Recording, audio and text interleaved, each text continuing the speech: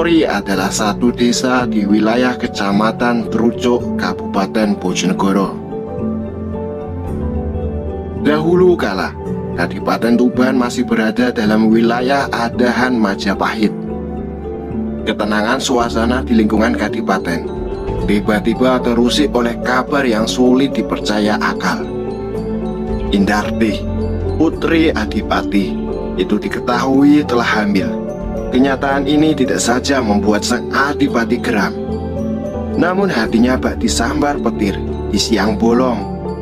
Mukanya laksana ditaburi kotoran kerbau. Di tengah kehormatannya sebagai kalangan darah biru. Ketika ditanya, Indarti hanya bisa memberi keterangan yang tidak masuk akal. Ia sendiri tidak mengerti mengapa tiba-tiba saja perutnya membuncit, dan di dalamnya tumbuh benih kehidupan baru tanpa diketahui siapa yang melakukannya. Padahal selama ini ia tidak pernah berhubungan dengan laki-laki karena menjalani tradisi bingit. Indarti hanya mencoba mengingat bahwa selama ini ia sering bermimpi layaknya remaja putri yang baru saja mekar. Di tengah dunia mimpinya, ia sering didatangi laki-laki tampan, berperawakan gagah, tinggi dan besar. Sang Arjuna yang tak pernah menyebut nama itu sering menggapai tangannya untuk melalang ke dunia lain yang begitu indah.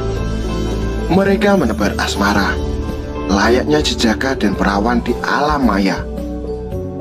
Laki-laki dalam mimpinya itu pun suatu ketika melakukan apa yang seharusnya tak dilakukan oleh remaja yang belum punya ikatan keluarga.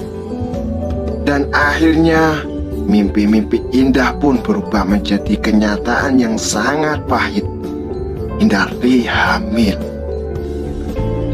Jangankan dipaksa untuk mengaku tentang siapa yang melakukan semua itu, dibunuh pun Indarti tidak akan sanggup mengatakan siapa yang melakukannya. Hal inilah yang membuat sang Adipati naik pitam. Darahnya memuncak sampai di ubun-ubun. Keluarlah sumpah serapah kepada putri yang sangat dicintainya. Indarti, lebih baik kehilangan satu telur daripada aku harus menanggung aib. Demi langit dan bumi, mulai saat ini aku tak lagi punya anak bernama Indarti. Pergilah kamu dari Kadipaten Tuban. Sumpah serapah sang Adipati. Indarti tak punya pilihan lain. Ternyata mimpi-mimpi itu telah menyeretnya ke tengah dunia kelam. Dalam posisi seperti itu, tak mungkin ia bisa membela diri, walau kebenaran sebenarnya ada miliknya. Maka ia pun memilih meninggalkan Kadipaten Tuban dengan derayan air mata yang membasahi sepanjang perjalanannya. Dalam kondisi hamil tua, Indarti pergi meninggalkan semua yang dicintainya. Ia pun tak tahu harus kemana melangkah.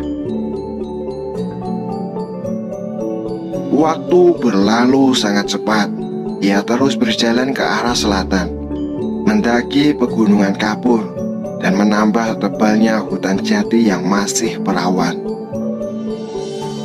Sampailah Indarti di perbatasan dusun kecil yang sudah masuk wilayah Kadipaten Bojonegoro. Sang bayi yang ada dalam rahimnya telah sampai pada usia 9 bulan 10 hari. Di antara rumpun bambu pembatas dusun terpencil itu, lahirlah seorang anak manusia tanpa ayah. Kehadirannya disambut derai air mata kesedihan oleh ibunya.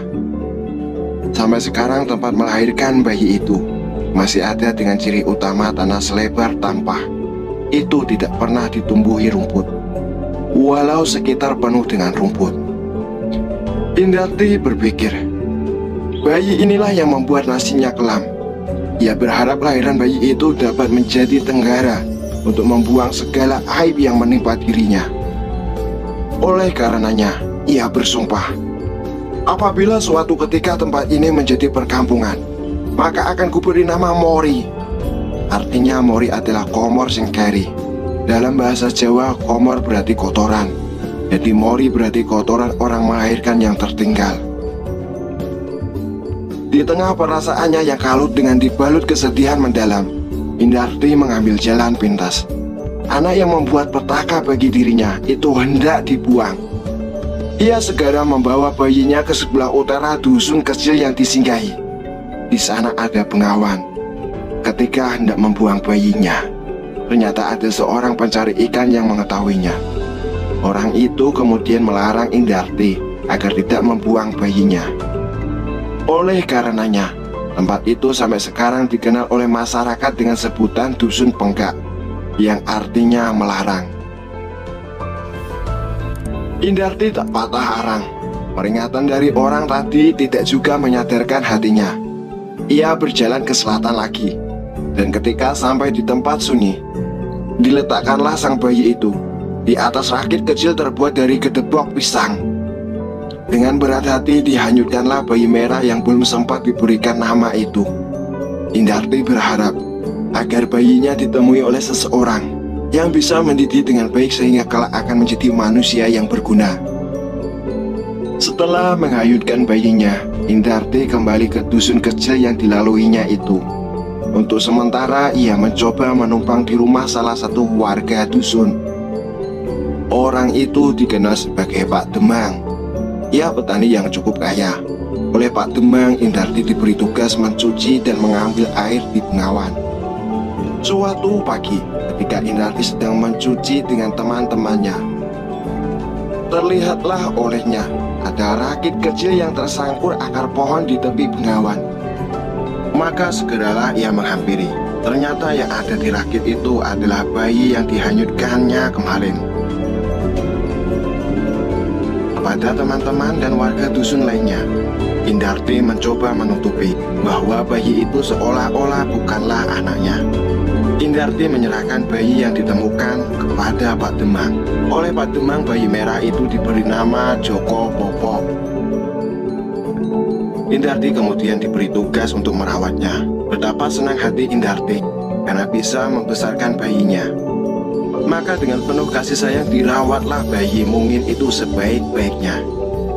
Ketika besar, tugas Joko Popo adalah mengembala kerbau milik Pak Demang yang jumlahnya sangat banyak. Suatu ketika, Pak Demang memberitahukan kepada Joko Popo bahwa pekerjaannya mengembala kerbau tidak akan diberi upah, kecuali jika kerbaunya beranak bule. Perkataan Pak Demang ia rasakan tak masuk akal. Apa mungkin kerbau-kerbau yang berindu hitam akan beranak putih atau bule? Joko Popo tidak memperdulikan semua itu. Ia hanya berpikir, apa yang ia lakukan selama ini semata untuk membalas budi baik Pak Demang. Ia ikhlas, walau tidak diberi upah sepeser pun. Mungkin karena kesungguhan dan keikhlasan Joko Popo itulah yang membuat Tuhan membukakan keagungannya. Suatu ketika, kerbau Pak Demang beranak bule.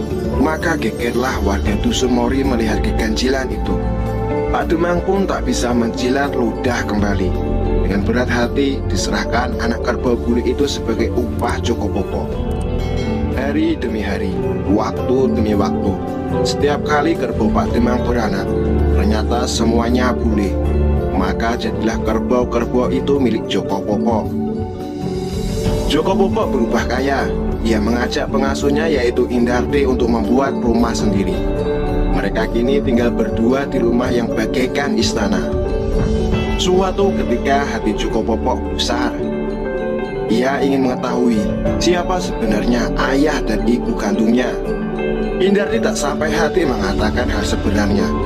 Oleh karena itu Joko Popo diajak ke dunia lain untuk menemui ayahnya, ibu dan anak itu, serta merta hilang atau mukso. Hilangnya Indarti dan Joko Popo membuat masyarakat mempercayai bahwa Indarti adalah Dayang Mori.